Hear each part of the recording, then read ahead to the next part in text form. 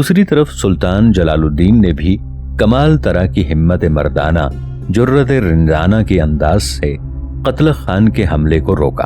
फिर सुल्तान जमूद के अहद, बहरान के दौर और आज़ाद जिंदगी के जौहर में जां फिजा नूर बनकर नमूदार होने वाले अनासिर की तरह आगे बढ़ता हुआ कत्ल खान के लश्कर पर जवाबी हमला कर चुका था।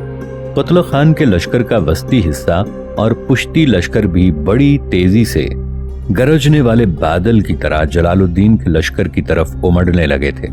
कत्ल खान अभी तक यही समझा बैठा था कि जो लश्कर उसके सामने है बस जलालुद्दीन का यही लश्कर है, इसलिए उसने पूरी कुव्वत इस लश्कर को पसपा करने पर सर्फ कर दी थी। ऐन उस वक्त जिस वक्त कत्ल खान अपने पूरे लश्कर को सुल्तान जलालुद्दीन के लश्कर पर चढ़कर हमलावर होने के लिए ललकार रहा था, दाएं तरफ से और खान अपने लश्कर के साथ कोहिस्तानी सिलसिले की घात से निकलकर कत्ल खान के लश्कर के बाएं पहलू पर मौसम खजां की सर्द और कोहर आलूद रात और कवाए ज़हनी पर जुरूब और चोट लगाने वाले काले नज्जार की तरह टूट पड़ा था। और खान के हमलावर होने से कत्ल खान दहशत ज़दा और परेशान हो गया था। वो सोच भी नहीं सकता था कि यूं सुल्तान का कोई सालार उसके दाएं जानिब से निकलकर ऐन जंग के उरूज के मौके पर हमलावर होकर उसके मुकद्दर को स्याह और काला करना शुरू कर देगा। ताहम कत्ल खान ने अपना हौसला बुलंद रखा, अपने लश्करियों को भी उसने ललकारा और लश्कर का एक हिस्सा उसने और खान पर हमलावर होने के लिए अलहदा कर दिया था। इस तरह अपने लश्कर की तादाद ज्यादा होने की वजह से कत्ल खान और खान के हमले को भी रोकने के इंतजामात करने में कामयाब हो गया था। लेकिन अब कत्ल खान के लिए एक और मुसीबत, हैबत और एक दुश्वारी खड़ी हुई, और वो ये कि और खान के हमलावर होने के थोड़ी ही देर बाद बाएं जानिब से कोहिस्तानी सिलसिले के अंदर घात में बैठा हुआ पासबानों का सिपा सालार निकला और कत्ल खान के लश्कर के दाएं हिस्से पर नाउम्मीदी और महरूमी की दास्तानों के इम्तिजाज, दामन सहरा पर छाने वाली बीम की गहरी घटाओं और खद्दो खाल को मदकूक कर देने वाली वहशियों की तरह कत्ल खान के लश्कर पर हमलावर हो गया था। पासबानों के सिपा सालार के हमलावर होने से कत्ल खान की ज़हनी सलाहियतें दरहम बरहम होकर रह गई थीं। अब वो तीन अतराफ में बट गया था। सामने की तरफ से सुल्तान जलालुद्दीन उसके लिए मुसीबत बना हुआ था, दाएं जानिब से और खान अजाब बनकर टूट रहा था, और बाएं जानिब से पासबानों का सिपा सालार अपनी पूरी कहरमानियत के साथ लम्हा बलम्हा कत्ल खान और उसके लश्करियों को खून में डुबोता चला जा रहा था। तीन अतराफ के इन हमलों से मैदान जंग शामे गम की तरह धुआं धुआं, धूल धूल, डूबते सूरज के धुंधलकों, दीमक आलूद दरोबाम और नफरत की फैलती तिलसान की सूरत इख्तियार कर गया था।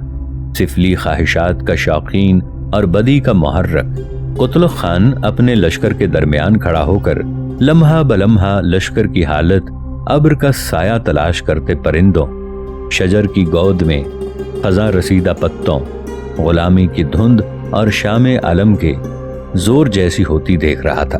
बावजूद इस बदहवासी के वो तीनों अतराफ चिल्ला चिल्ला के अपने लश्करियों को दुश्मन के हमले रोकने और जवाबी हमला करके दुश्मन को पीछे धकेल देने के लिए ललकार रहा था।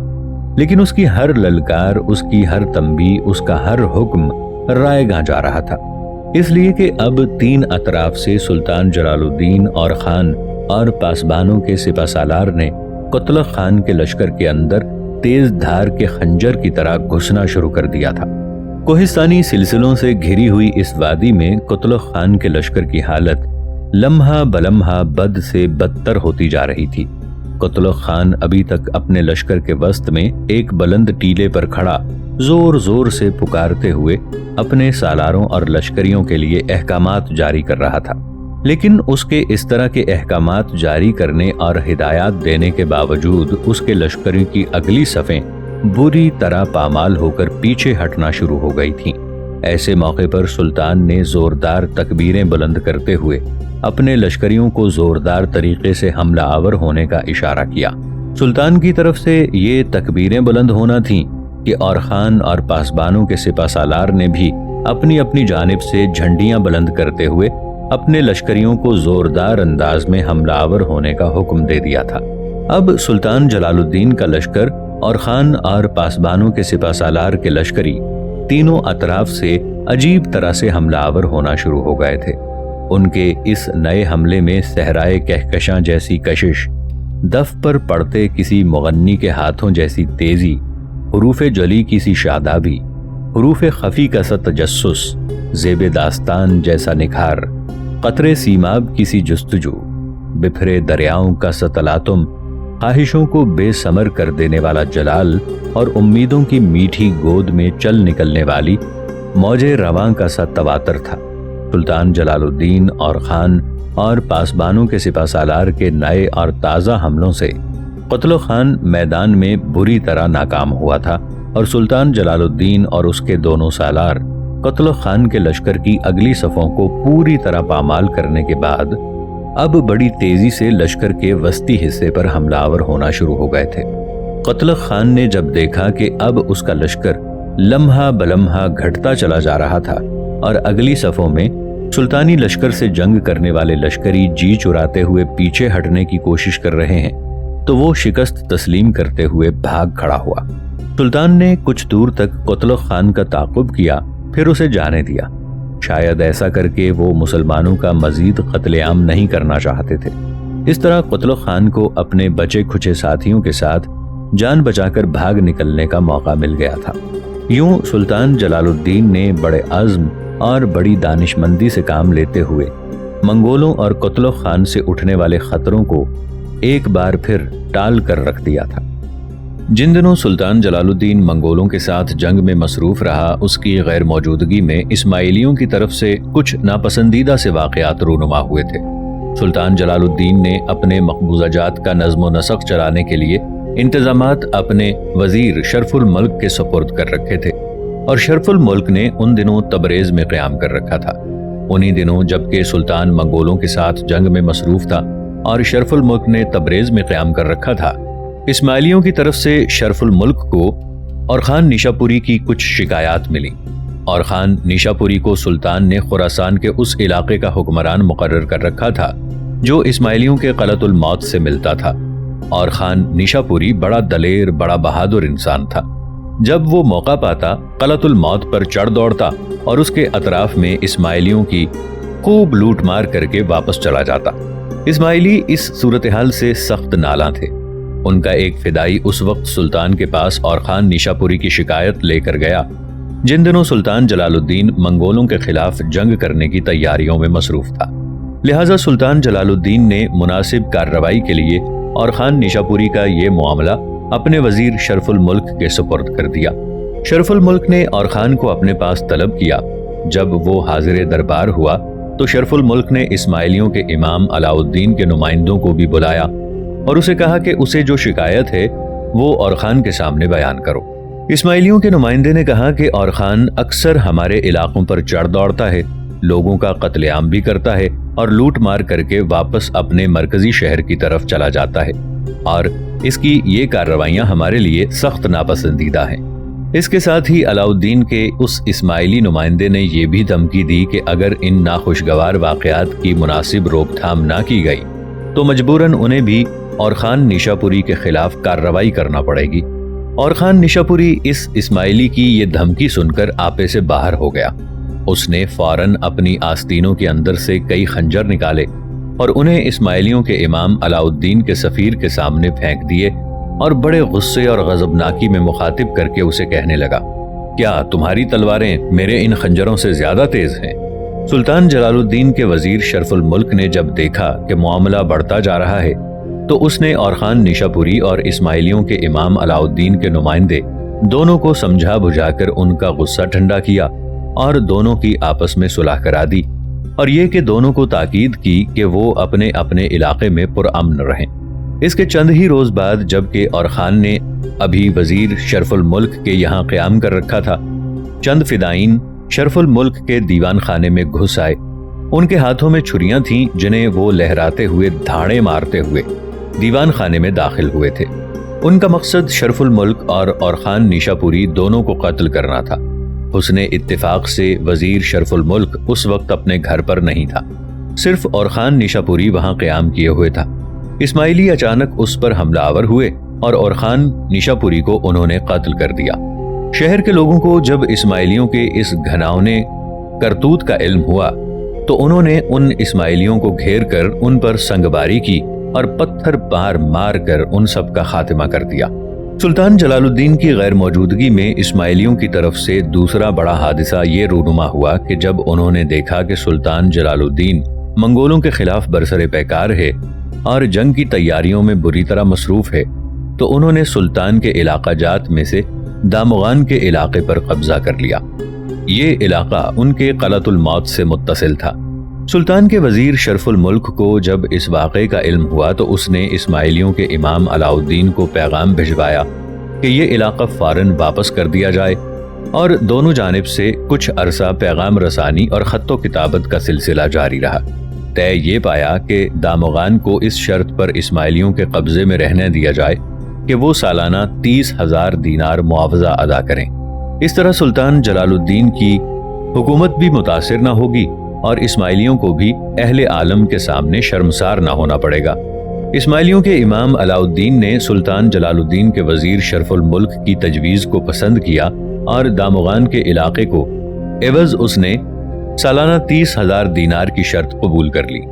اسی دوران اس معاہدے کے لیے اسماعیلیوں کے امام علاء الدین کا ایک سفیر جس کا نام بدر تھا شرف الملک کے پاس آیا تاکہ شرف الملک کا شکریہ اس معاہدے کے سلسلے میں ادا کرے۔ شرف الملک کے پاس قیام کے دوران ایک روز اس بدر الدین نے خوب پی اور عالم بدمستی میں کہنے لگا کہ شرف الملک آپ کے لشکر میں فدائیوں کی بہت بڑی تعداد موجود ہے جو مختلف فرائض کی بجاوری پر مامور ہے۔ یہ لوگ صرف ہمارے حکم کے منتظر رہتے ہیں اور اس کے بعد کسی خطرے کو خاطر میں نہ لاتے ہوئے وہ ہر کام کر دینے کے لیے تیار ہو جاتے ہیں جن کا انہیں ہمارے امام کی طرف سے حکم ہوتا ہے۔ شرف الملک بدر الدین کے بدمستی میں کیے جانے والے اس انکشاف پر چونک سا پڑا اور پوچھا، کیا ان چند آدمیوں کے نام میرے سامنے پیش کر سکتے ہیں جو اس وقت ہمارے لشکر میں اسماعیلیوں کی حیثیت سے موجود ہیں؟ بدر الدین چونکہ شراب کے نشے میں عواقب اور انجام سے بے خبر تھا، لہٰذا اس نے اس شرط پر اسماعیلی فدائین کو پیش کرنے کا وعدہ کیا کہ ان سے کوئی مواخذہ نہ کیا جائے گا۔ شرف الملک نے اس سے وعدہ کیا کہ تم انہیں میرے سامنے لاؤ، میں ان سے کوئی مواخذہ نہیں کروں گا۔ اس پر بدر الدین نے 5 فدائیوں کے نام بتائے۔ شرف الملک نے انہیں اپنے محافظ کے ذریعے بلایا۔ وہ فوراً شرف الملک کے دیوان خانے میں اس کے سامنے پیش ہو گئے۔ شرف الملک نے جب ان 5 فدائین سے گفتگو کی تو ان میں سے ایک نے شرف الملک پر انکشاف کیا کہ اس کے ذمے شرف الملک کو قتل کرنے کی ذمہ داری لگائی گئی تھی۔ وہ مزید کہنے لگا کہ ایک دن مجھے آپ کے قتل کرنے کا نہایت موزوں موقع ہاتھ آ گیا تھا، لیکن آپ اس لیے بچ گئے کہ مجھے ابھی تک اپنے امام کی طرف سے آپ کو قتل کرنے کے احکامات موصول نہیں ہوئے تھے۔ شرف الملک نے یہ انکشاف سنا تو اسے گھبراہٹ سے پسینہ آ گیا۔ کہنے لگا، مجھے یہ معلوم ہو سکا کہ تمہارا آقا علاء الدین مجھ سے اس قدر ناراض اور خفا کیوں ہے۔ میں تو جس طرح سلطان کا غلام ہوں اسی طرح تمہارے امام علاء الدین کا بھی خادم ہوں۔ اگر آپ لوگ مجھے خامخواہ قتل کر دینا چاہتے ہیں تو آپ کو اختیار ہے، چاہو تو ابھی مار ڈالو۔ شرف الملک ان فدائیوں سے ایسا خوفزدہ ہوا کہ ان کے خلاف کوئی کارروائی کرنے کی بجائے اس نے انہیں چھوڑ دیا اور جانے دیا۔ یہ خبر سلطان جلال الدین کو بھی پہنچ گئی تھی۔ سلطان کو فدائیوں کی اس جسارت اور شرف الملک کی اس بزدلی کا علم ہوا تو غصے سے جھلا اٹھا۔ فوراً شرف الملک کو حکم روانہ کیا کہ اپنی وزارت کے دیوان کے سامنے چتا جلائی جائے اور 5 فدائین جنہوں نے تمہارے دیوان خانے میں آ کر تمہیں دھمکی دی تھی انہیں رسیوں میں جکڑ کر آگ میں پھینک دیا جائے تاکہ آئندہ کوئی ایسی رندانہ جسارت نہ کر پائے۔ سلطان کا یہ حکم پا کر شرف الملک نے ان 5 فدائین کو گرفتار کیا اور انہیں رسیوں میں باندھ کر آگ میں پھینک دیا اور انہیں ہلاک کر دیا گیا۔ ان 5 فدائیوں کے قتل ہونے کے بعد علاء الدین حاکم الموت کو اپنے ان وفاداروں کے دردناک انجام کا علم ہوا تو وہ چونکہ سلطان کے منہ آنے کی تو جرت نہیں کر سکتا تھا، اس لیے اس نے اپنا ایک قاصد اور سفیر شرف الملک کی طرف روانہ کیا اور اپنے 5 فدائیوں کے قتل کا الزام شرف الملک پر تھوپ دیا۔ شرف الملک پہلے ہی ڈر سے بدحواس ہو رہا تھا۔ علاء الدین کے اس پیغام نے رہی صحیح کسر بھی نکال دی۔ مزید یہ کہ سلطان ابھی چونکہ شرف الملک کے پاس نہیں تھا، وہ جنگ میں مصروف تھا چنانچہ فدائیوں کے امام علاؤالدین کو خوش کرنے کے لیے شرف الملک نے علاؤالدین سے پیغام رسانی کا سلسلہ شروع کیا۔ معاملے کو رفع دفع کرنے کے لیے علاؤالدین نے یہ شرط پیش کی کہ ہر فدائی کی جان کا تاوان بحساب 10,000 دینار ادا کیا جائے۔ شرف الملک نے یہ شرط تسلیم کر لی اور فدائیوں کو اختیار دے دیا کہ دامغان کے خراج سے ہر سال 10,000 دینار وضع کر لیا کریں۔ اس طرح سلطان جلال الدین کی غیر موجودگی میں شرف الملک نے تاوان دے کر اپنی جان بچائی۔ ادھر سلطان جلال الدین کا بھائی غیاث الدین، جو نہایت نازک وقت پر منگولوں کے مقابلے میں سلطان کا ساتھ چھوڑ گیا تھا اور جس کے اس طرح ساتھ چھوڑنے پر سلطان جلال الدین کو بے حد رنج ہوا تھا، سلطان اس وقت اپنے بھائی کی غداری پر اسے کوئی سزا نہ دے سکا تھا، اس لیے کہ اس وقت وہ منگولوں کے ساتھ جنگ میں جتا ہوا تھا اور اس نے منگولوں تک کو یہ پتہ نہ چلنے دیا تھا کہ غیاث الدین ناراض ہو کر سلطان کے لشکر سے علیحدہ ہو رہا ہے، بلکہ وہ یہ سمجھے بیٹھے تھے کہ غیاث الدین ان پر عقب سے حملہ کرنے کے لیے علیحدہ ہوا ہے۔ چنانچہ اس غلط فہمی میں انہوں نے غیاث الدین کا تعاقب نہ کیا اور وہ بچ کر کہیں نکل گیا۔ کہتے ہیں کہ غیاث الدین بھی بے وجہ اپنے لشکر کو لے کر سلطان جلال الدین سے علیحدہ نہیں ہوا تھا، بلکہ وہ ایک بہت بڑی غلط فہمی میں مبتلا تھا جس کی بنا پر وہ اپنے لشکر کو لے کر سلطان سے علیحدہ ہوا تھا۔ اسے خدا جانے کس نے کہہ دیا تھا کہ سلطان اسے قتل کرنا چاہتا ہے اور کسی موزوں موقع کی تلاش میں ہے۔ اسی بے سروپا بدگمانی نے اس کی نیند حرام کر رکھی تھی۔ امن کی حالت میں وہ اپنے لشکر کو لے کر علیحدہ ہو جاتا تو اس کے لیے خطرات تھے کہ سلطان اس پر چڑھ دوڑتا اور اس پر حملہ آور ہو جاتا، اس لیے اس نے ایسے وقت میں یہ اقدام کیا جب سلطان کے پاس اس سے مزاحمت کرنے کا موقع نہیں تھا اور وہ خود منگولوں کے ساتھ الجھا ہوا تھا۔ غیاث الدین کی سلطان جلال الدین کی طرف سے بدگمانی اور اس کی طرف سے قتل کیے جانے کے خدشے کی خاصی بڑی وجہ تھی، اور وہ کچھ یوں کہ سلطان جلال الدین اور غیاث الدین کے والد علاؤالدین نے اپنے دور حکومت میں ایک شخص حسن کو ہرات کا حاکم مقرر کیا تھا۔ جب تک منگولوں نے سلطان علاؤالدین پر حملہ نہیں کیا تھا، حسن سلطان علاؤالدین کا مطیع اور فرما بردار رہا۔ جب منگول حملہ آور ہوئے تو سلطان علاؤالدین ادھر ادھر مارا پھرنے لگا تو حسن نے موقع پا کر آزادی کا اعلان کر دیا اور سلطان علاؤالدین کے خلاف بغاوت کر دی۔ جب جلال الدین باپ کا جانشین ہوا تو اس نے حسن کو راہ راست پر لانے کے لیے اپنے خراسان کے حاکم قلی خان اور نیشا پور کے حاکم عز الدین کو حکم دیا کہ وہ حسن پر حملہ آور ہوں اور اس کی سرکشی ختم کر کے اسے مطیع اور فرما بردار بننے پر مجبور کر دیں۔ جب حسن کو سلطان جلال الدین کے اس ارادے کا علم ہوا تو اس نے شہر کے دروازے بند کر لیے اور محصور ہو کر مقابلے پر ڈٹ گیا۔ اس حالت میں 3 مہینے گزر گئے۔ ہر چند دونوں لشکر بھی اسی حالت سے تنگ آ چکے تھے، لیکن اہل شہر کاروبار بند ہو جانے کی وجہ سے بہت زیادہ پریشان تھے۔ چنانچہ حسن نے اس ڈر سے کہ کہیں اہل شہر بغاوت نہ کر دیں، مناسب سمجھا کہ اپنی اور اہل شہر کی حفاظت کی شرط پر خراسان کے حاکم قلی خان اور نیشا پور کے حاکم عز الدین کے سامنے اظہار اطاعت کر کے شہر سلطانی لشکر کے حوالے کر دے۔ جب یہ شرائط طے پا گئیں اور حسن نے دونوں حملہ آور حاکموں کے لیے شہر کے دروازے کھول دیے تو قلی خان حسن کو دیکھتے ہی برہم ہو گیا، اس لیے کہ 3 ماہ کے محاصرے نے قلی خان کو حسن سے سخت بیزار اور برہم کر رکھا تھا۔ جو ہی قلی خان اور نیشا پور کے حاکم عز الدین کی پیشوائی کے لیے آگے بڑھا، قلی خان غصے سے بے قابو ہو کر اپنی تلوار بے نیام کر کے حسن کو قتل کر دیتا ہے۔ یہ فعل ہر پہلو سے غیر مستحسن تھا۔ لوگ دنگ رہ گئے۔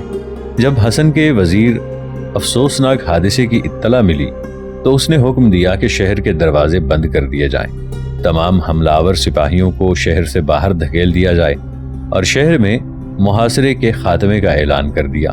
اگرچہ لوگ اس بے یقینی کی حالت سے جاں بلب ہو چکے تھے، لیکن خراسان کے خان کی زیادتی سے وہ اس قدر برافوختہ ہوئے کہ اثر نو ہر تکلیف کو خندہ پیشانی سے خوش آمدید کہنے کے لیے آمادہ ہو گئے۔ یہ صورتحال دیکھتے ہوئے حاکم قلی خان اور نیشا پور کے حاکم عز الدین نے ایک بار پھر ہرات شہر کا محاصرہ کر لیا تھا۔